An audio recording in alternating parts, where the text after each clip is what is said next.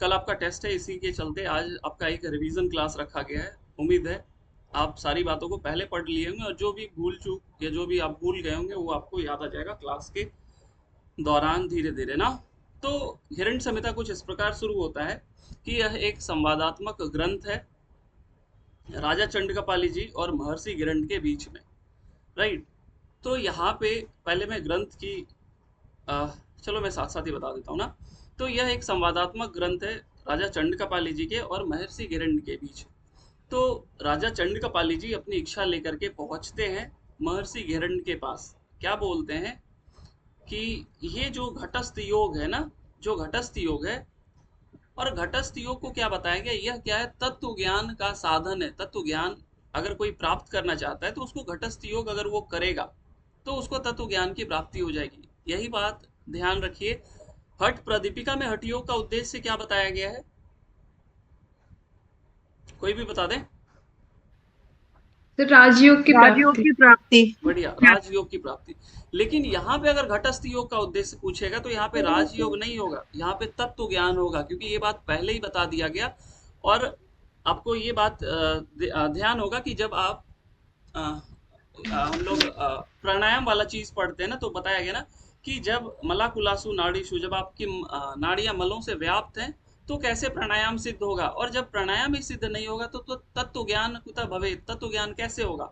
तो घटस्थ योग का साधन घटस्थ योग क्यों बताया जा रहा है, तो तत्व ज्ञान की प्राप्ति के लिए। ये बहुत इंपॉर्टेंट है, इसको याद रखिएगा। उसके बाद क्या होता है, अब ये पूछ लिए। तो महर्षि गिरंड फिर बताते हैं, अगर कुछ छूट जाए तो आप बता देना ना, मैं बिना बुक देखे बता दे रहा हूँ, तो जो भी मुझे याद है मैं सारा चीज कोशिश करूंगा कवर करने का ना।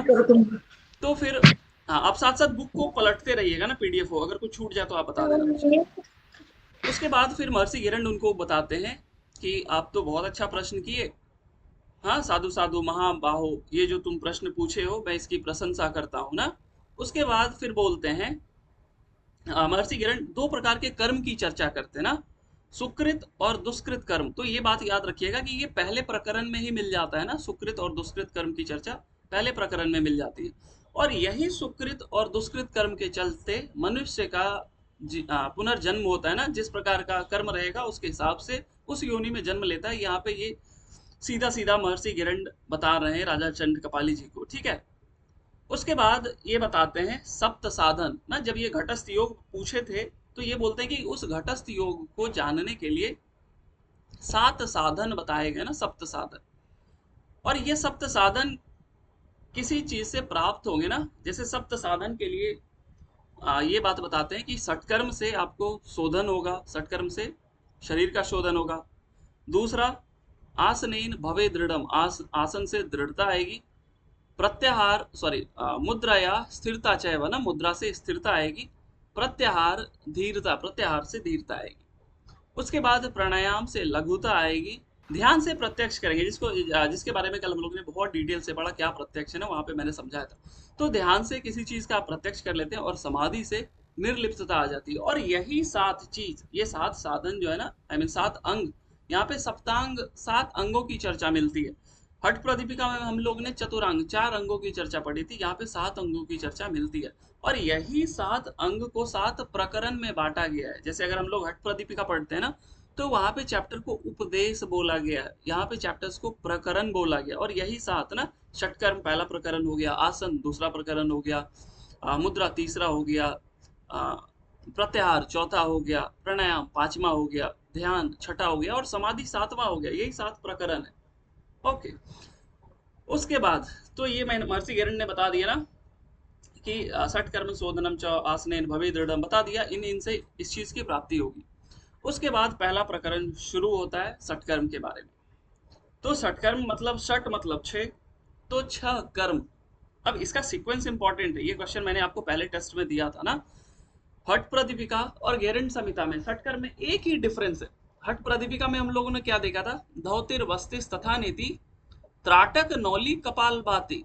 और यहाँ पे क्या बताया गया, धौतिर वस्तिस तथा नीति, लौल की त्राटक लौलिकी कपाल नाटक भाती। कपालभाति। बढ़िया। यहाँ पे लौलिकी पहले, यहाँ पे नौली को लौलिकी बताया गया है। और कपाल भाती को भाल भाती बताया गया ना, कपाल भाती को भाल भाती बताया गया।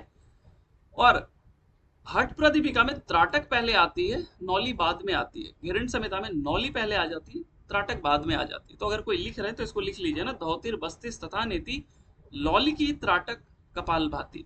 ये हो गया क्रम।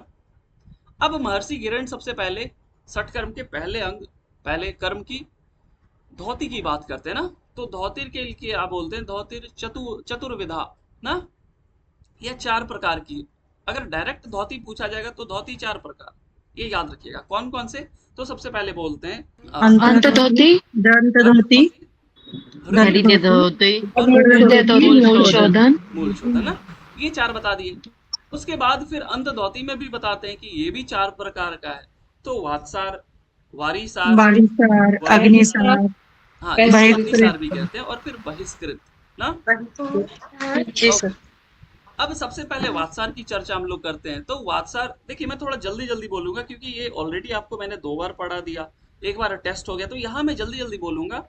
मुद्रा तक आपका टेस्ट हुआ था, तो मुद्रा के बाद जो भी प्राणायाम वगैरह होगा ना, उसमें मैं थोड़ा धीरे बोलूंगा ना।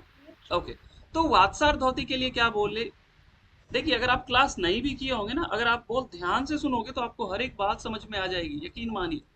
फिर वात्सार धोती के लिए नाड़ी शोधन लाइक वात्सर धोती के लिए क्या बोलते हैं, जिससे आप देह निर्मल कारकम। हाँ, पहले उसकी विधि ना, तो विधि के लिए आप बोलते हैं कौवे की चोंच के समान ना, काक चंचु वदास्येना विविध वायु सने सने ना।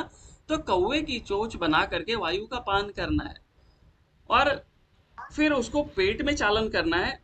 और याद रखिए बहिष्कृत, अभी बहिष्कृत में जाते पहले वात्सारी समझा देता हूँ ना। इसमें हम लोग अधोमार्ग से वायु को नहीं निकालते ना, इसमें मुख से ही निकाल देते हैं, पेट में वायु का चालन करके।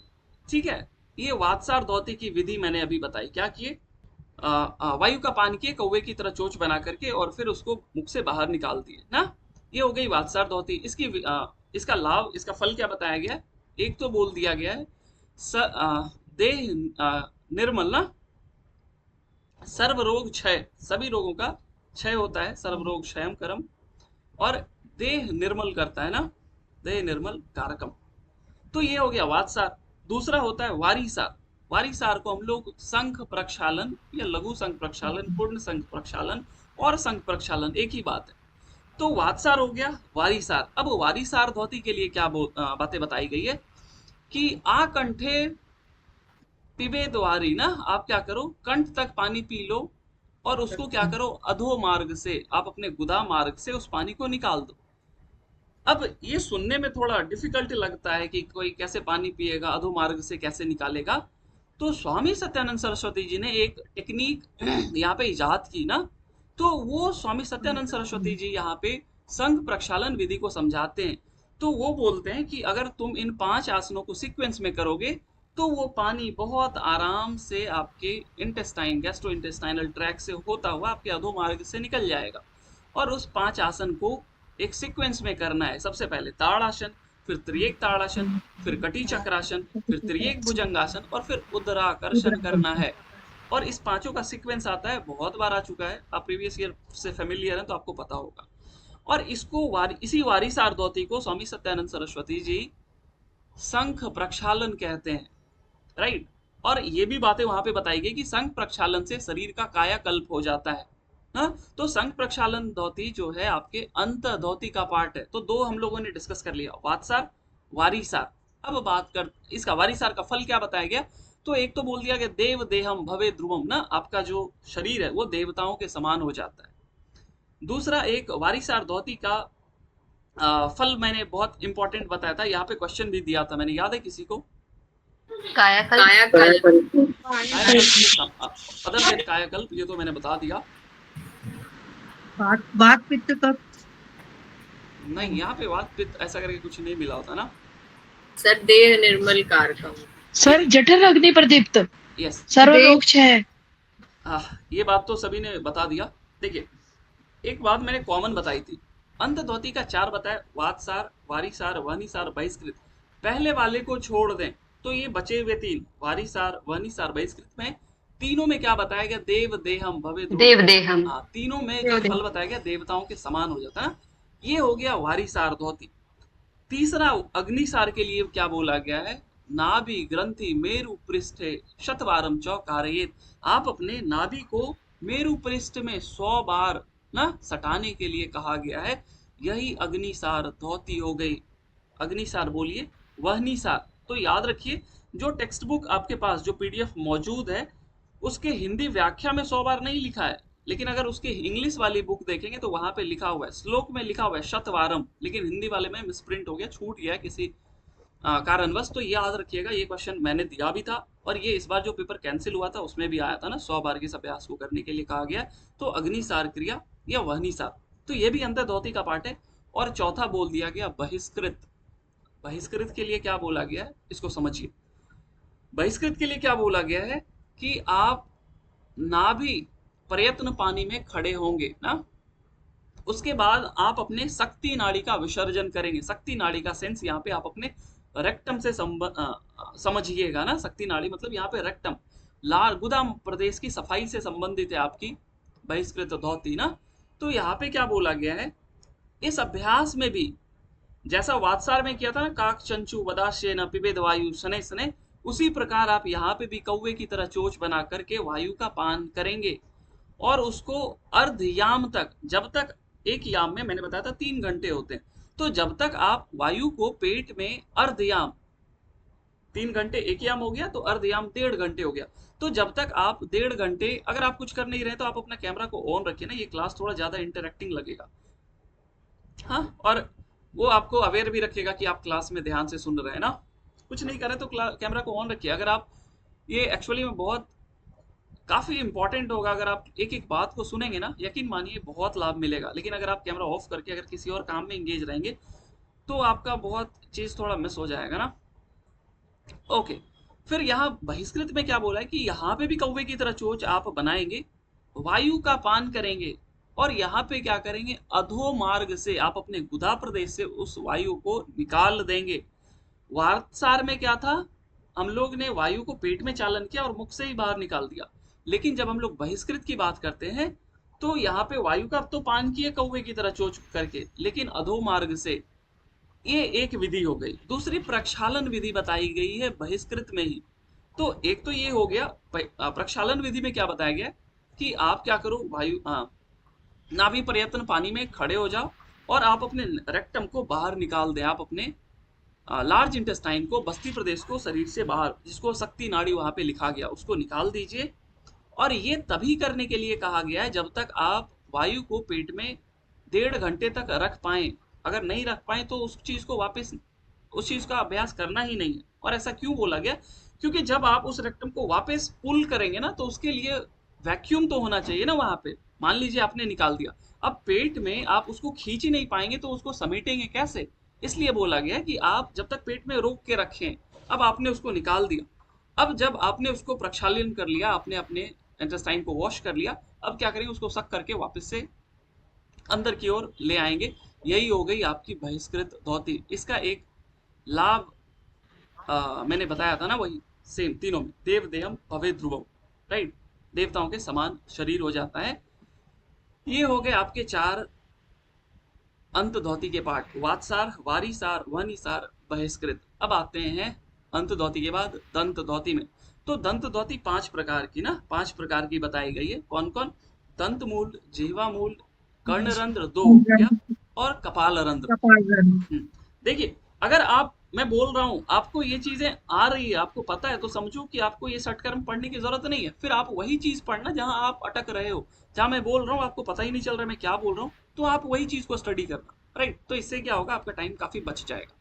आते हैं दंत मूल में। तो दंत मूल में क्या बोला गया, इसको सुबह सुबह करने के लिए बोला गया। 2 बातें बताई गई यहाँ पे, एक तो खादिर रस से उसको करना बोला गया, और शुद्ध मातृका ना, शुद्ध मिट्टी से आप अपने दांतों की सफाई कीजिए, या खादिर रस से। ये क्वेश्चन आया होता बहुत पहले कि दंत धौती में किसका प्रयोग करने के लिए बोला गया, तो खादिर रस का ना। तो दो बातें बोली गई, केवल खादिर रस नहीं है, शुद्ध मिट्टी भी बोली गई है, 2 बातें वहां पे। और इसको सुबह सुबह करने के लिए बोला गया है। और यावत किल्विषम आहारेत ना, जब तक आपकी दांतों के मैल नष्ट नहीं हो जाते हैं तब तक आपको इसका अभ्यास करना है ना। इसको सुबह सुबह करने बोला, याद रखिएगा।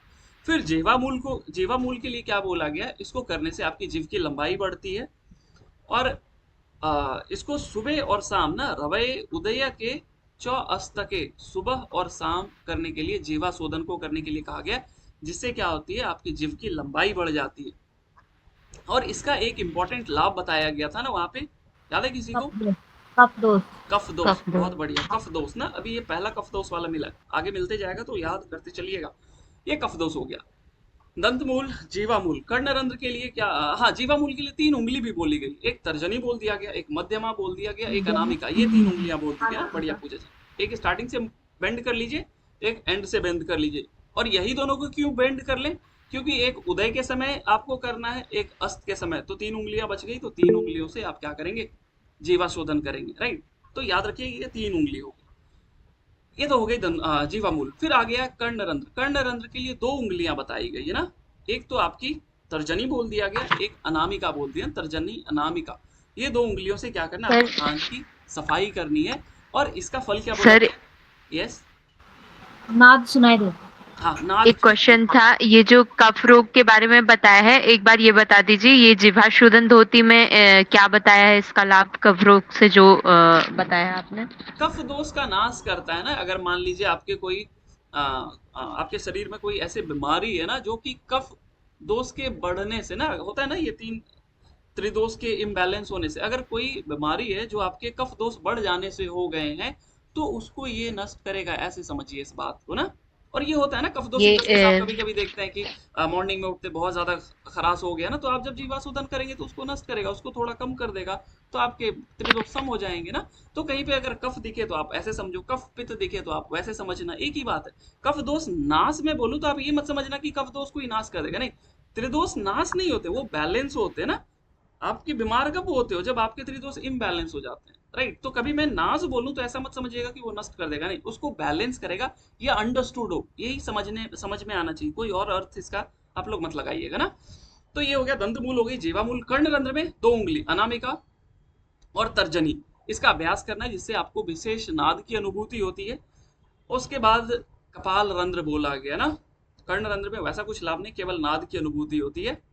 कपाल रंध्र में क्या बोला गया? कप की आकृति के समान बना करके ना आपको क्या करना है? थपकी देना है, राइट। ये थपकी देना है यहाँ पे। और इसको कब बोला गया? निद्रांते भोजनांते च दिवांते च दिने दिने, निद्रा के अंत में, भोजन के अंत में। ये टेस्ट में मैंने क्वेश्चन दिया था ना, निद्रा के अंत में करने के लिए बोला गया, भोजन के अंत में, और दिन के अंत में। किस अभ्यास को? कपाल रंध्र को। और इसके 2 इंपॉर्टेंट लाभ बताए गए, एक दिव्य दृष्टि बताई गई, कफ दोष और दिव्य दृष्टि। एक कफ दोष। बढ़िया। तो कफ दोष अभी तक हम लोगों को 2 मिल गए, एक जीवा शोधन में, एक कपाल रंध्र में, राइट। हो सकता है आज क्लास आपका लंबा चलेगा, तो आप भागिएगा मत। एक 9 बजे से टेस्ट है, तो वैसा कुछ होगा नहीं, मैं वहां पे क्वेश्चन भेज दूंगा, हम लोग क्लास को कंटिन्यू करेंगे, राइट। आपकी अगर व्यस्तता होगी तो आप चले जाना, कोई दिक्कत नहीं, आप रिकॉर्डिंग देख लेना। लेकिन मैं कोशिश करूंगा कि इसको आज कंप्लीट कर दें, ताकि आपका कहीं से कुछ लॉस नहीं हो ना। अगर हो सकता है कोई क्लास मिस कर दे तो वो भी कंप्लीट हो जाएगा, कोई बात नहीं। कपाल रंध्र में राइट हैंड थंब फिंगर का भी कुछ मसाज करने के लिए बोले थे। मसाज करके वैसे नहीं बोला, क्या बोला गया कि अंगुष्ठ को रख लेना है, और फिर कप की आकृति, बाकी उंगलियों को क्या करना है? इस प्रकार रख लेना है ना, राइट। इसमें एक और नाड़ी निर्मल बताई गई है ना, इसका फल एक देखेंगे ना, तो ये क्या करता है? मस्त सिर की नाड़ियों को निर्मल करती है। वहां पे ऐसा कुछ लाभ भी लिखा हुआ है, आप उसको देखेंगे तो आपको मिल जाएगा ना। तो नाड़ी निर्मल करती है, दिव्य दृष्टि देती है, और आपके कफ शोधन को, कफ दोष को नाश करती है, राइट।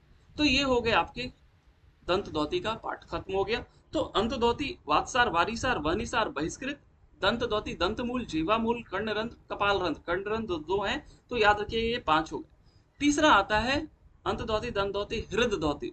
तो हृद धौती 3 बताए गए, दंड, वमन और वस्त्र। दंड धौती के लिए क्या बोला गया? 3 बातें, रंभादंड, हरिदंड और वेत्रदंड ना, केले का बेंत, रंभादंड, हरिदंड और वेत्रदंड। हरिदंड किसको बोलते हैं? हल्दी का। हल्दी का, हाँ। यहाँ पे जड़ नहीं है, यहाँ पे स्टेम है, बेंत है, याद रखिए। हल्दी का जड़ मूल शोधन में यूज करते हैं, हल्दी के स्टेम दंड धौती में यूज करते हैं, ये डिफरेंस है। तो दंड धौती में 3 बातें बोलेगी, रंभादंड, केले का बेंत, हल्दी का बेंत और गन्ने का बेंत। वहां पे वेत्र लिख दिया, लेकिन सेंस हम लोग गन्ना का ही लगाते हैं। और उसके वेट तो बहुत, उसके जो डायमीटर होगा ना, उसकी जो रेडियस होगी बहुत ज्यादा नहीं होगी, बहुत थिन होता है ना, सच दैट कि वो आपके ईसोफेगस में आराम से चला जाए, राइट। तो ये 3 चीजों का प्रयोग करने के लिए बोला गया। इसका फल क्या बोला गया? कफ और पित्त नाश करता है ना, हृदय रोग। पित्त और एक क्लेद भी है ना, कफ पित्त और क्लेद। और उसके अगले लाइन में क्या लिख दिया? हृदय रोग को भी ठीक करता है। ये भी टेस्ट में मैंने क्वेश्चन दिया था। हृदय रोग के लिए केवल और केवल दंड धोती में ये बात लिखी हुई है ना, तो दंड धोती यहाँ से क्लियर हो गया। आगे आते हैं वमन धोती। तो वमन धोती के लिए क्या बोला गया? वमन मतलब होता है वोमिट करना। तो वमन धोती के लिए क्या बोला गया कि आप क्या करो, कंठ पर्यंत पानी को पी लीजिए, पेट में उसको चालन कर लेना है और फिर उसको मुख से ही बाहर निकाल देंगे ना। दोनों में अंतर देखिए बहुत ज्यादा नहीं है। वारीसार धोती और वमन धोती दोनों में हम लोग कंठ पर्यंत पानी पीते हैं, लेकिन वमन धोती में मुख से ही निकाल देते हैं और वारीसार में अधोमार्ग से निकालते हैं। और वातसार बहिष्कृत में भी यही डिफरेंस है। वातसार में क्या करते हैं? पानी वायु का पान करते हैं, मुख से बाहर कर देते हैं वातसार में, लेकिन बहिष्कृत में मुख से पान करते हैं, अधोमार्ग से निकालते हैं। ये सब डिफरेंस को समझिए ना। ये हो गया आपके वारीसार धोती। वारीसार धोती में क्या बोला गया? पानी पीना है मुख में कंठ पर्यंत और फिर उसको वोमिट कर देना है, और कफ और पित्त नाश इससे भी बताया गया, राइट। ये वमन धोती हो गया, जिसको कुंजल क्रिया बोलते हैं। ये भी आपको याद रखना है ना, कुंजल क्रिया। फिर तीसरा हो गया दंड, वमन और वस्त्र। वस्त्र धोती ये वही वाला है जो हम लोग हठ प्रदीपिका में पढ़ते हैं। यहाँ पे वस्त्र धोती में वस्त्र की धोती की लंबाई नहीं बताई गई, यहाँ पे केवल चतुर अंगुल विस्तारे न, 4 अंगुल चौड़ा बोला गया, लंबाई की चर्चा नहीं है। क्वेश्चन एक बार आ गया था, क्वेश्चन गलत हो गए थे क्योंकि लंबाई पूछ लिया गया था और लंबाई बताई नहीं गई। राइटर अपने हिसाब से लिख देते तो आप उस पर मत जाना, मैं फिर कह देता हूँ ना, जो महर्षि घेरंड ने बताया है आप उसी चीजों को स्टडी कीजिएगा। ओके, तो वस्त्र धोती के लिए क्या बोला गया कि आप उसको क्या करो, सनैर ग्रसित, धीरे धीरे उस 4 अंगुल चौड़े वस्त्र को धीरे धीरे खा लीजिए और फिर क्या करो, उसको बाहर उसको फिर वापस उसको निकाल लीजिए। और इसके भी फल क्या बताए गए? कफ और पित्त। तो ये कॉमन हो गया। दंड हृदय धोती में दंड से भी कफ पित्त, वमन से भी कफ और पित्त, और वस्त्र से भी कफ और पित्त, तीनों जो है ना कफ और पित्त को नाश करता है। ये हो गया आपके हृदय धोती। और चौथा क्या बोला गया? मूल शोधन। मूल शोधन के लिए 2 बातें बताई गई। एक आप हल्दी का जड़ यूज कर लो, हाँ, एक आप पीत मूलेन और या मध्यमा अंगुली, इन दोनों से क्या करना, आपको अपने गुदा प्रदेश की सफाई करने के लिए कहा गया है। और इससे क्या होती है? अपान की क्रूरता नष्ट होती है। मतलब अपान की क्रूरता आप ऐसे समझो कि जो भी आपको लार्ज इंटेस्टाइन से समस्या होती है ना, वो अपान की क्रूरता की वजह से, अपान की क्रूरता मतलब आप ऐसे समझो कि जो आपके अपान प्राण जो है ना वो सही से वर्क नहीं कर रहे हैं, इसी को हम लोग अपान क्रूरता बोलते हैं ना। जैसे कोई आदमी सही से काम नहीं करते, क्या बोलेंगे उसको सामान्यतः कि वो बहुत क्रूर हो गया, राइट। तो ऐसे इसको समझो कि अपान की क्रूरता नष्ट होती है किससे? मूल शोधन से। तो जो भी आपकी कॉन्स्टिपेशन होगी, इनडाइजेशन होगी, या आपके मूल शोधन से ठीक हो जाएगा, राइट। तो ये हो गए आपके धोती के अंत धोती, दंत धोती, हृदय धोती और मूल शोधन। मूल शोधन का एक बहुत इंपॉर्टेंट लाभ मैंने बताया था, बताएंगे कोई? कांति पुष्टि। यस, कांति पुष्टि। कांति पुष्टि होती है। और एक वस्त्र धोती का मैंने बताया था, बल पुष्टि। हाँ, बल पुष्टि। यस, वस्त्र धोती का बल पुष्टि होती है, मूल शोधन का कांति पुष्ट होता है। क्वेश्चन इसी से ऐसे ही डायरेक्ट बन जाते हैं ना। ओके, ये हो गया धोती हो गया। अब बात करते हैं धोती के बाद बस्ती। बस्ती 2 प्रकार की बताई गई है। हठ प्रदीपिका में केवल एक बस्ती है, यहाँ पे 2 बताई गई, एक जल बस्ती, दूसरा शुष्क बस्ती। जल बस्ती के लिए क्या बोला गया है? नाभि प्रयत्न, पानी में उत्कट आसन लगा करके क्या करना है? पानी को गुदा मार्ग से खींचना है और फिर मतलब अश्विनी मुद्रा का प्रयोग करना है ना। आप ऐसी सब अश्विनी मुद्रा का प्रयोग करना है, जिससे आपकी क्या होगी? बस्ती प्रदेश की सफाई होगी। और अश्विनी मुद्रा का प्रयोग दोनों में करेंगे, शुष्क बस्ती में भी और जल बस्ती में भी। ये बात याद रखिएगा। जल बस्ती हम लोग उत्कट आसन में करेंगे, शुष्क बस्ती पश्चिमोत्तानासन में, राइट। और दोनों में हम लोग क्या करेंगे? गुदा का आकुंचन और प्रसारण करेंगे, मतलब अश्विनी मुद्रा करेंगे। क्लियर है सभी को? ओके, धोतिर बस्तिस तथा नेति। नेति के लिए सूत्र नेति बताई गई है, जल नेति नहीं है, ये बात आपको याद है। यस, जल बस्ती का लाभ नहीं बताया आपने। हाँ, यस, जल बस्ती का एक इंपॉर्टेंट लाभ है, ये भी मैंने वहां पे बताया था ना। 2 लाभ ये मिलते हैं, एक जगह जल बस्ती में मिलता है, क्या लाभ है? कामदेव के समान हो, कामदेव के समान शरीर हो जाता है। एक और जगह कामदेव मिलता है, कहाँ मिलता है? शीत क्रम है, शीत क्रम है कपालभाति में ना। कपालभाति। यस, थैंक यू पूजा जी। इसी तरह की मैं कुछ भूल जाऊँ ना तो आप मुझे याद दिला दीजिएगा, थैंक यू। तो दो जगह मिल गए ना, एक जलवस्ती में मिलते हैं, एक आपको शीत क्रम आएगा तो फिर मैं आपको एक बार रिकॉल करा दूंगा ना। तो ये हो गए आपकी बस्ती, बस्ती दो मिलती है, नेति एक ही मिलता है, सूत्र नेति।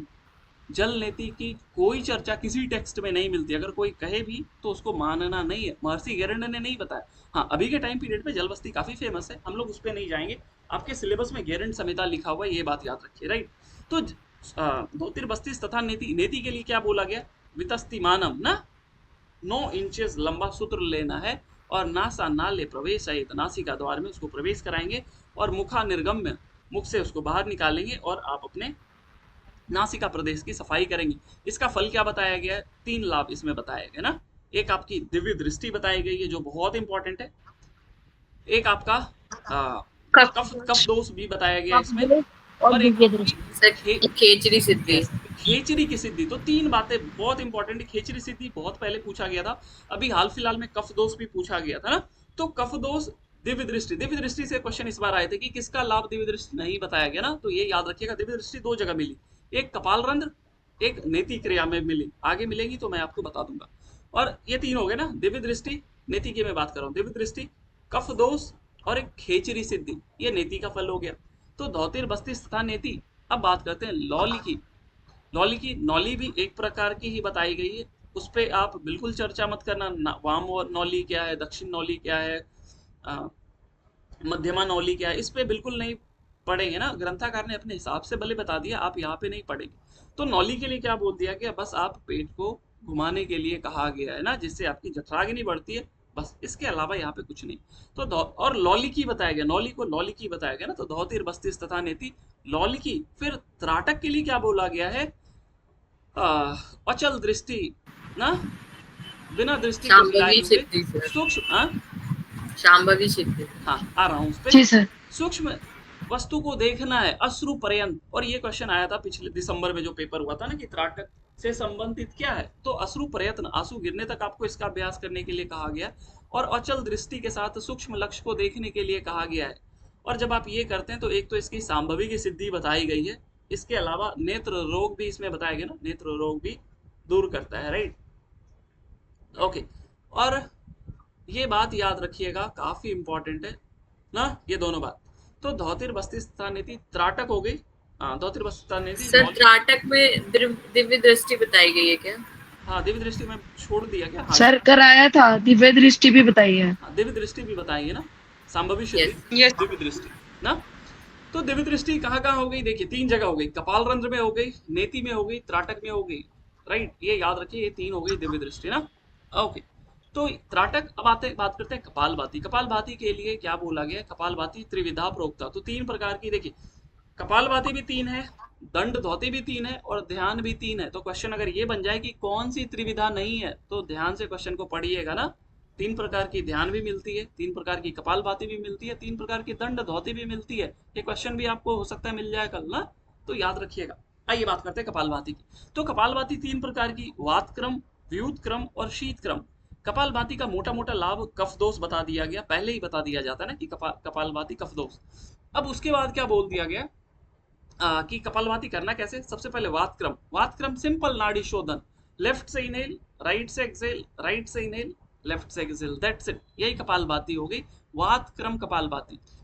इसके खिलाफ कफ दोष है, सिंपल। फिर बात करते हैं व्यूत क्रम और शीत क्रम। मैंने आपको बताया आप ऊपर से चलना ना, तो ऊपर से आप जाओगे तो सबसे पहले आपको नासिका मिलेगा, फिर आपको मुख मिलेगा, सबसे पहले व्यूत क्रम मिलेगा, फिर आपको शीत क्रम मिलेगा। तो व्यूत क्रम में नाक से पानी पिएंगे, मुख से बाहर निकालेंगे, शीत क्रम में मुख से पानी पिएंगे, नासिका से बाहर निकालेंगे। यही डिफरेंस है दोनों में, एक में नाक से पानी पिया, मुख से बाहर किया, दूसरे में मुख से पानी पिया, नासिका से बाहर किया, राइट। अब दोनों का फल क्या बताया गया, पहले तो कफ दोष तो तीनों में कॉमन है, ये आपको याद रखना है, लेकिन शीत क्रम में क्या इंपॉर्टेंट है, वहां पे कामदेव समो भवेत, कामदेव के समान बता दिया गया। तो कामदेव, अब मैं सबको समराइज कर रहा हूँ, शटकर यहाँ पे खत्म हो गया आपका। तो कामदेव 2 जगह मिले, एक आपकी जलबस्ती से मिला, जलबस्ती शीत क्रम। अगर कफ दोष की बात करें तो आपके केवल कफ दोष की मैं बात कर रहा हूँ, तो केवल कफ दोष की बात करें तो आपके कपालभाति में मिलती है, आपकी कपाल रंध्र में मिलती है, आपकी नेति जीवा जीवा जीवा शोधन, जीवा ये 4 जगह कपाल कफ दोष। अगर कफ और पित्त की बात करें तो पूरे हृदय धौती में, दंड में भी, वमन में भी, वस्त्र में भी, ये तीनों में कफ और पित्त दूर होता है। क्लियर है सभी को? षटकर्म हो गया क्लियर अच्छे से? और जब आप ये चीज कर लेते हो तब आपको शुद्धता आती है ना, षटकर्म शोधनम, जो आपके शरीर की शोधन हो जाती है, और तब जाकर के आप आसन का अभ्यास करें। क्लियर है सभी को? बढ़िया, आइए आसन में चलते हैं। तो आसनेन भवे दृढ़म, आसन से दृढ़ता आती है। अब आसन यहाँ पे क्या बोला गया, सबसे पहले क्या बोलते हैं कि आसन, जितने जीव जंतु हैं उतने आसन है, राइट। लेकिन उसमें भी भगवान शिव ने कितने आसन की चर्चा की है यहाँ पे? चतुशीति, 84 लाख हाँ, 84 लाख यहाँ पे 84 लाख 84 लाख, 84 यस 84 लाख के बाद क्या बोलते हैं? मध्य, उसके चौरासी। कितने श्रेष्ठ है। और उस 84 में भी क्या बोला गया है? अंकिता जी आप बिल्कुल चिल हैं। 32 कोई बात नहीं, ठीक है, सुनने से भी याद होता है ना। मैं तो थोड़ा सा बात कर लेते हैं ना, क्योंकि एक थोड़ा ब्रेक भी जरूरी है ना। अक्सर मैं सुनता हूँ, कौन थे, लकी जी हैं क्लास में आप? नहीं, ओके, एनीवे देखिए, लकी जी का ये समस्या था, सर टाइम नहीं मिल पाता है, कैसे करूं, मैनेज नहीं हो पा रहा है ना। तो आपको एक मैं बहुत अच्छा आइडिया बताता हूँ। देखिए, ये शायद मैंने पहले भी बताया, फिर से एक बार मैं बता देता हूँ। अगर आपके पास जब कभी भी समय मिले ना, आप खाना ही बना रहे हो, तो आप क्या करो, उस सीरियल को मत देखो, उस गाने को मत सुनो, आप रिकॉर्डिंग सुन लो, राइट। पढ़ने के लिए जा रहे हो, कॉलेज जा रहे हो, जाते समय ही थोड़ा सा ख्याल कर लो ना, षटकर्म में क्या था, इसका क्या लाभ था, केवल सोचना है। बहुत ज्यादा उसको पढ़ने की भी आवश्यकता नहीं, केवल सोचना है। कॉलेज से आ रहे हो, फिर थोड़ा सा आसन के बारे में ही सोच लिए, इसमें ये लाभ बताया गया था, ये लाभ बताया गया था। फिर शाम में खाना बना रहे हो, तो खाना बनाते समय ही थोड़ा सा सोच लो। केवल सोचने मात्र से चीजें आपको याद हो जाएगी। ऐसा नहीं है कि मैं इसको कहीं लिख करके रखा हूं, मैं हर दिन पढ़ा, नहीं। ये चीज आप अपने डेली रूटीन में ऐड करना सीखो ना। खाली दिमाग शैतान का होता है, लेकिन उस शैतान को भी आप क्या करो, मन को चराओ अपने हिसाब से ना। इधर उधर की चीजें सोचोगे तो ये सिलेबस बहुत वास्ट है ना। अभी तो 2 टेक्स्ट बुक पढ़े तो आपको कंफ्यूजन शुरू हो गया होगा ना। लेकिन जब कभी भी समय मिलो, कुछ भी कर रहे हो, तो आप क्या करो, इसके बारे में केवल सोचो ना। षटकर्म में किसका क्या लाभ बताया गया, 2-3 मिनट सोच लिए बस, फिर छोड़ दो, फिर समय मिले फिर सोच लो। फालतू की चीजें जो सोचते हैं उससे बेहतर है ये चीज सोचो। आइए आसन की बात करते हैं। तो जो यहाँ पे 84 के बीच में फिर बताते हैं, तन मध्य द्वात्रिंशद, संस्कृत वाला वर्ड याद रखिएगा, त्रिंशद मतलब 30 होता है, द्वा मतलब 2, तो द्वात्रिंशद 32 आसन मृत्यु लोक के लिए बताए गए हैं। तो मृत्यु लोक के लिए ना 84 लाख है, ना 84 है, ना 1 है, ना 4 है। मृत्यु लोक के लिए 32 आसन गैरंट संहिता में मिलते हैं। अब आइए, उन 32 आसन के नाम इंपॉर्टेंट नहीं है, जिस जिसके लाभ बताए गए वो इंपॉर्टेंट है। इसके अलावा नाम से देखिए संबंधित क्वेश्चन ऐसे आते हैं, आपको दे दिया जाएगा, और ये क्वेश्चन आया हुआ है, एक दो बार आया हुआ है। आपको दे दिए जाएंगे नाम, बोल दिया जाएगा कौन से आसन गैरंट संहिता में मिलते हैं, हठ प्रदीपिका में नहीं मिलते हैं, और हठ प्रदीपिका में मिलते हैं, गैरंट संहिता में नहीं मिलते हैं, और दोनों में मिलते हैं, और ये दोनों में नहीं मिलते हैं। ये बिल्कुल एक कॉमन क्वेश्चन होगा ना। ये 4 तरह के क्वेश्चन बन सकते हैं, और ये मैं मान करके चल रहा हूँ हठ प्रदीपिका वाला आप सभी ने याद कर लिया होगा। किसी को याद है सीक्वेंस में, तो एक बार मुझे सुना दीजिए तो। जी सर। ओके ममता जी सुनाइए। स्वस्तिक गोमुख बीरा कुर्मा कुक्कुट उत्तान धन मत पश्मा मोर सुवासन सिंह पद्म सिंह भद्र। क्या बात, थैंक यू। और कोई सुनाएगा इस तरीके से ना, इस तरीके से? बहुत बढ़िया, बहुत बढ़िया ना। इस तरीके से ही आपको याद होना चाहिए ना, क्योंकि मैंने आपको बताया एक बार क्वेश्चन आया था योग तत्व उपनिषद से, मुद्राओं का सीक्वेंस पूछ लिया गया था श्लोक के अनुसार ना। मैं अभी कुछ देर में कुछ क्वेश्चन भेजूंगा ना। देखिए पूजा जी, ऐसे मिलेंगे विद्यार्थी आपको हर जगह, राइट। केवल क्रैश कोर्स में नहीं मिलेगा, हर जगह ऐसे रहते हैं स्टूडेंट ना, और ये इंपॉर्टेंट है, ये इंपॉर्टेंट है, राइट। ओके, तो यहाँ पे इसी तरीके के क्वेश्चन बनेंगे। हो सकता है आपसे पूछ लिया जाएगा कौन से आसन मिलते हैं, कौन से नहीं मिलते हैं। तो आप अगर एक टेक्स्ट बुक का याद कर लेते हो ना, तो आप एलिमिनेशन मेथड भी यूज कर पाएंगे, और गैरंट संहिता के 32 आसन देख लेंगे ना, तो आपको पता चल जाएगा ये मिलता है, ये नहीं मिलता है ना। 2-4 बार देखोगे तो आपको आइडिया लग जाएगा। आइए, सबसे पहले यहाँ पे सिद्धासन मिलती है। सिद्धासन के बारे में क्या बात बताया गया कि इसकी प्रैक्टिकल क्लास होगी तब मैं इसकी विधि बताऊंगा। हठ प्रदीपिका का प्रैक्टिकल क्लास हो चुका है, उसकी वीडियो आपको भेजी जा चुकी है। जिसको नहीं भेजा गया ना उसको आपको मैं पर्सनली भेज दूंगा सोनल जी ना। ओके, तो यहाँ पे हम लोग इसकी विधि को डिस्कस नहीं करेंगे, प्रैक्टिकल क्लास होगा फिर विधि को डिस्कस करेंगे। यहाँ पे फल क्या बताया गया, केवल फल की चर्चा करेंगे उससे संबंधित। तो सिद्धासन में क्या बोला गया, आप जालंधर बंद लगाओगे, हाँ, चिन्ह को हृदय प्रदेश में लगाओगे। इसके बाद दृष्टि भ्रूमध्य बताई गई है जो बहुत इंपॉर्टेंट है। पूरे घेरंड संहिता में मैं आसन की बात कर रहा हूँ, 2 जगह दृष्टि भ्रूमध्य बताई है, एक आपके सिद्धासन में, एक आपके मत्स्येंद्रासन में। तो सिद्धासन में क्या बोला गया, दृष्टि भ्रूमध्य और जालंधर बंद, इसका फल क्या बोला गया, मोक्ष कपाट भेदन, मोक्ष कपाट का भेदन करता है। इसके अलावा और शायद कोई लाभ नहीं है ना, कुछ छूट जाए तो आप बता देना ना, इसके अलावा कोई लाभ नहीं। ये बात याद रखिएगा, दृष्टि भ्रूमध्य जालंधर बंद लगाते हैं। उसके बाद सिद्धासन के बाद आती है पद्मासन। पद्मासन के बारे में मैंने, पद्मासन से संबंधित मैंने 3 बातें बताई थी। आई मीन 3 आसन को आप एक साथ पढ़ना, एक पद्मासन, एक सिंहासन और एक भद्रासन। ये तीनों क्यों पढ़ना एक साथ, क्योंकि तीनों में जालंधर बंद लगानी है। तीनों को मैं एक साथ लेकर के चल रहा हूँ, तीनों में जालंधर बंद लगानी है, तीनों में दृष्टि नासाग्र है और तीनों व्याधि विनाशकारी है, तीनों रोगों को, व्याधि को नाश करता है। इसीलिए इन तीनों को एक साथ पढ़ेंगे तो बिल्कुल कंफ्यूजन नहीं होगा। किसको किसको, सिद्धासन, सॉरी पद्मासन, सिंहासन और भद्रासन, तीनों में दृष्टि नासाग्र, व्याधि विनाशकारी और जालंधर बंद। कुछ कह रहे हैं कोई? ओके, तो ये हो गए 3। इसके बाद बात करते हैं हम लोग कुछ सिद्धि देने वाले। तो सिद्धि देने वाले मैंने आपको 2-3 आसन बताया था।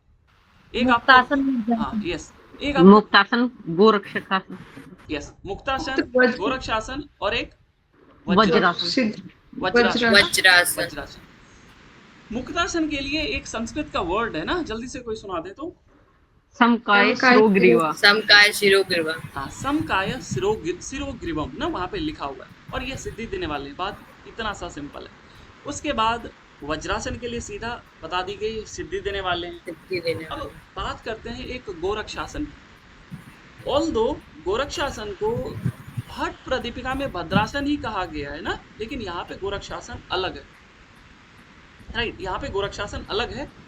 और गोरक्षासन और भद्रासन में एक ही डिफरेंस है, डिफरेंस यही है कि वहां पे नासाग्र दृष्टि बताई गई है, नहीं नासाग्र यहाँ पे भी है, एक डिफरेंस है ना, यहाँ पे व्याधि विनाशकारी नहीं बताया है ना, व्याधि विनाशकारी गोरक्षासन में नहीं बताया गया, लेकिन इसमें भी जालंधर बंद लगाएंगे, इसमें भी दृष्टि नासाग्र रहेगी, राइट। इसको लिखते चलिए, अगर आप लिख रहे हैं तो बेहतर है ना, फिर आपको समय नहीं लगेगा रिवाइज करने में। और अगर बाद में भी समय मिले तो आप वीडियोस को देख लीजिएगा, आपका नोट्स एक बहुत बेहतरीन नोट्स बनेगा, यकीन मानिए ना।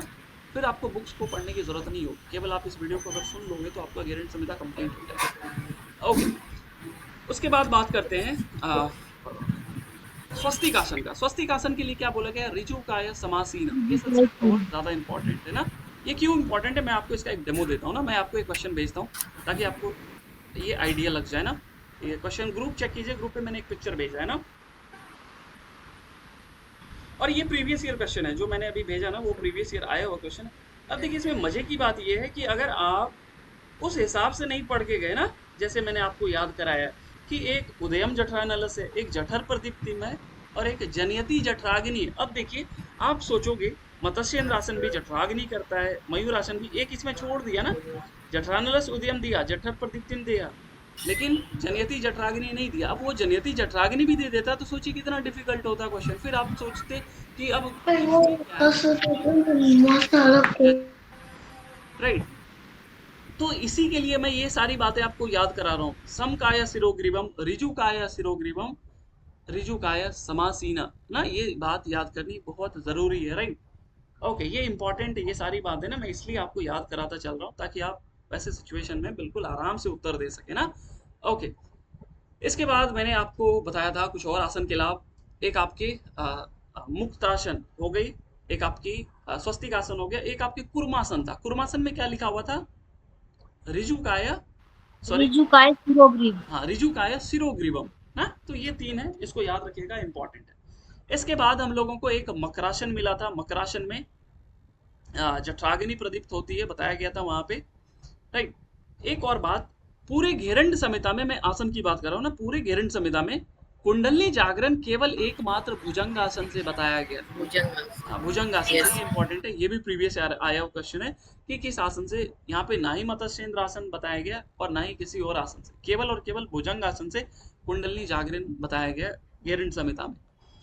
इसके अलावा भुजंग आसन में जठराग्नि प्रदीप्ति भी होती है, वहां पे रोग नाश भी बताया गया ना, रोगों का नाश होता है। इसके अलावा एक योग आसन मिलता है जिसमें नासाग्र दृष्टि बताई गई है। योग आसन को किसी और टेक्स्ट में, आप मुझे टेक्स्ट का भी नाम बताएं और किसी और नाम से किस आसन को किसी टेक्स्ट में योग आसन बताया गया, जल्दी से बताएं जिनको याद है। योगासन। हाँ हाँ बोलिए ज्योति जी, सही बोल रहे हैं। योगासन में बताया। किस आसन को बताया गया?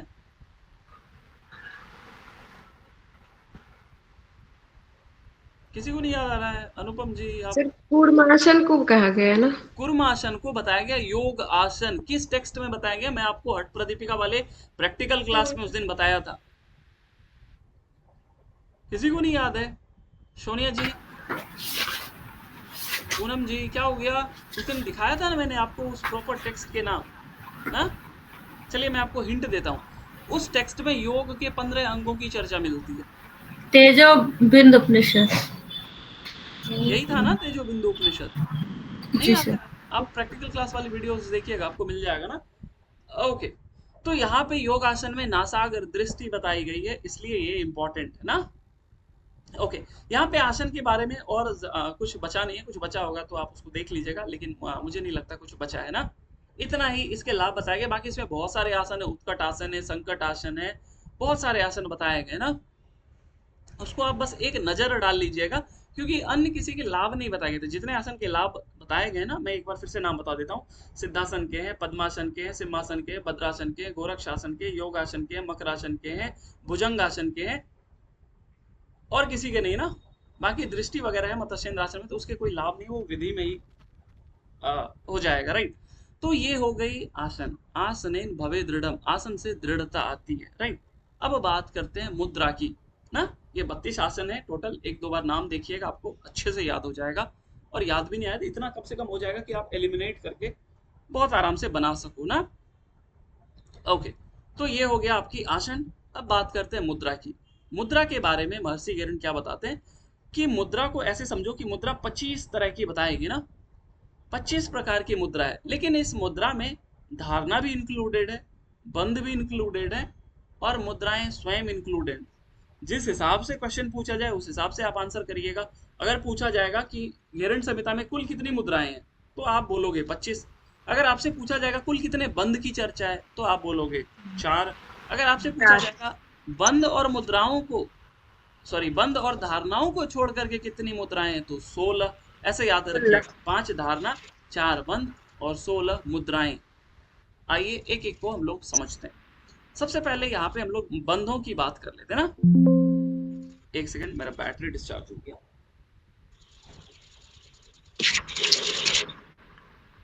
एक सेकंड।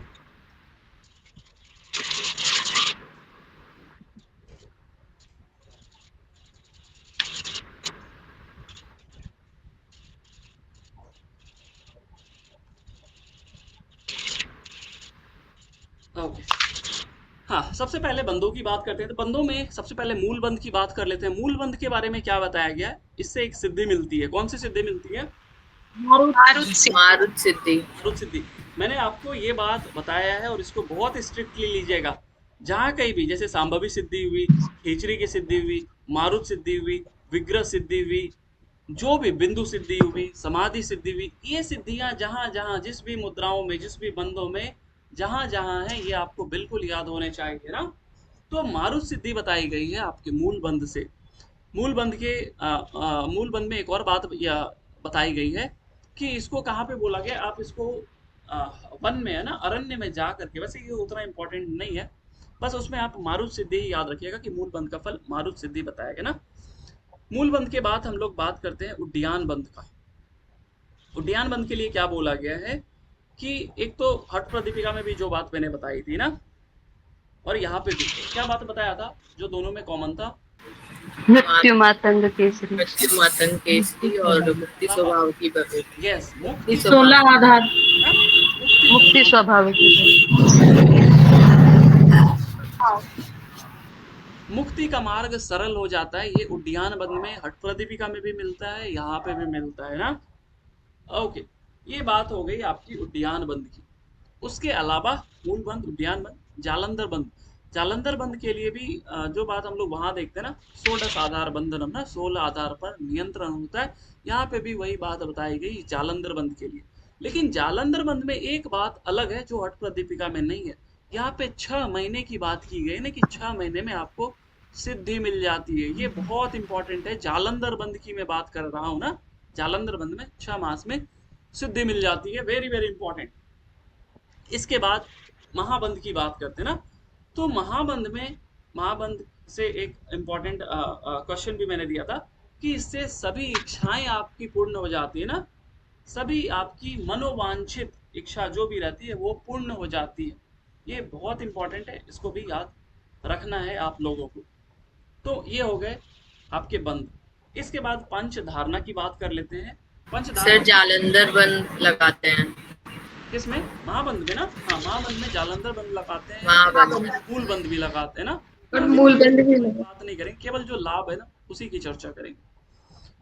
अब धारणाओं की बात करते हैं। देखिए, धारणा 5 प्रकार की बताई गई है, और ये 5 वही धारणा है जो आपके पंच जो चक्र होते हैं, ये जो पंच महाभूत होते हैं ना, उसी पे आपको क्या करना है, 5 घटी में 2 घंटे ना, 120 मिनट होते हैं। ये भी आप याद रखिएगा। सबसे पहले पार्थिवी धारणा, जिसको अधो धारणा बताया गया है। दूसरा जल धारणा, जिसको आम्बसी धारणा बताया गया। तीसरा अग्नि धारणा, जिसको वैश्वानरी धारणा बताई गई है। चौथी आपकी वायवीय धारणा, और 5वीं आपकी आकाशीय धारणा, जिसको नभो धारणा बताई गई है, या व्योम धारणा भी बोल लीजिए ना। ये बातें बताई गई। इसके बाद अगर सबके देवता की बात कर लें, तो पार्थिवी धारणा की, या पृथ्वी धारणा, या अधो धारणा की आपके ब्रह्मा बताए गए हैं। जल की विष्णु, ब्रह्मा विष्णु, फिर अग्नि की रुद्र, फिर वायवी की ईश्वर, और आकाशीय की सदाशिव। राइट। और हर एक का एक सेप है ना, जैसे सेप वहां पे बताया नहीं गया, लेकिन ये आपको पता होना चाहिए ना। पृथ्वी धारणा की स्क्वायर होगा, येलो स्क्वायर ना, हरित ताल देश, येलो कलर, हरित ताल लिखा है लेकिन स्क्वायर नहीं लिखा है ना, तो ये याद रखिएगा, हरित ताल।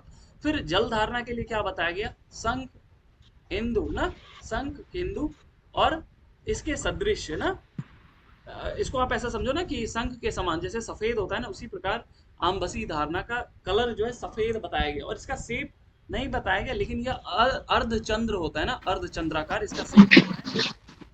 अग्नि धारणा के लिए बताया गया लाल रंग ना, रक्त वर्ण, और इसका शेप होता है ट्राइंगल, ये याद रखिए ना, त्रिकोण। हाँ, त्रिकोण। यस, नीचे स्क्वायर हो गया, फिर अर्धचंद्राकार, ऊपर ट्राइंगल हो गया जिसका लाल बताया गया। उसके ऊपर षटकोण बताया गया ना, षटकोण आपकी वायवीय धारणा का, और उसके ऊपर आकाशीय का वैसा कोई शेप नहीं मिलता, लेकिन उसपे ना डॉट डॉट डॉट डॉट ऐसे करके चारों तरफ ऐसे व्योम का जैसे दिखाते हैं ना, उस प्रकार देखने को मिलता है। उसके बाद उसके बीज अक्षर बताए गए, लम, वम, रम, यम और हम। ये आपकी पंचधारणा हो गई। अब इसके कुछ फल बताए गए जो बहुत ज्यादा इंपॉर्टेंट है ना। ये हो गई आपकी धारणा की चर्चा हो गई। इसके फल क्या बताए गए, पार्थिवी धारणा के लिए क्या बोला गया, क्षिति जयम। राइट, आप क्या करते हो, पृथ्वी को एक प्रकार जीत लेते हो ना, पार्थिवी धारणा जब करते हो तो एक प्रकार से आपका साम्राज्य पूरी पृथ्वी पे हो जाती है। प्रॉपर जो वर्ड लिखा हुआ क्षिति जयम लिखा हुआ। दूसरा जल धारणा के लिए क्या बोला गया है, दुख ताप पाप हरिणी।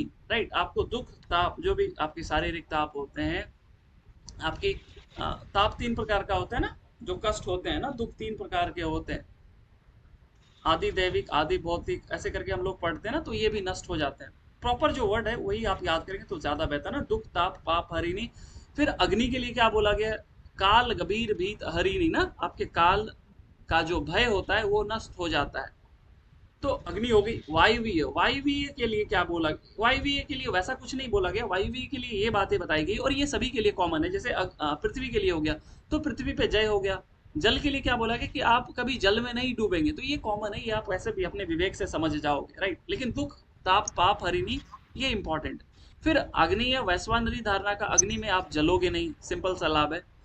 वायुवीय धारणा, वायु से आपको कोई नुकसान नहीं होगा। और आकाशीय के बारे में क्या बोला गया, यहाँ पे बहुत इंपॉर्टेंट बात बोला गया, जो आप सिद्धासन में देखे थे, मोक्ष कपाट भेदन करी, मोक्ष कपाट का भेदन करता है आकाशीय धारणा। और यहाँ पे एक बात और बताया गया, प्रलय अपि नशीदति, प्रलय काल में भी आपको दुख नहीं होता है, ये आकाशीय धारणा हो गई, राइट। तो ये आपकी धारणाएं हो गई बंद, हम लोगों ने डिस्कस कर लिया। अब आइए जो इंपॉर्टेंट मुद्राएं हैं उसकी चर्चा हम लोग कर लेते हैं ना। ओके, 2 मिनट का मैं ब्रेक लेता हूँ ना। एक जो 9 बजे वाला क्लास है ना, उस पर मैं एक बार क्वेश्चन भेज देता हूँ, लिंक में भेज देता हूँ। मैं 2 मिनट से ज़्यादा समय नहीं लूँगा, तब तक आप पानी वगैरह पी लीजिए। 9 बजे 8:58 हुआ है, 9 बजे मैं वापस स्टार्ट कर दूंगा ना, तो आप अपना कैमरा चाहे तो ऑफ कर लीजिए। पूजा जी, आपको मैं क्वेश्चन भेज दूंगा, आप टेस्ट बाद में दे दीजिएगा, ये क्लास ज़्यादा इंपॉर्टेंट है, ठीक है ना। और अगर वहाँ क्रैश कोर्स वाले कोई यहाँ पे हैं तो आप ये क्लास कर लेना, क्रैश कोर्स का क्वेश्चन मैं आपको व्हाट्सएप कर दूंगा, ठीक है। 2 मिनट का ब्रेक लेते हैं, फिर मिलते हैं हम लोग 9 बजे। कोई भागेगा नहीं, लीव नहीं करेगा।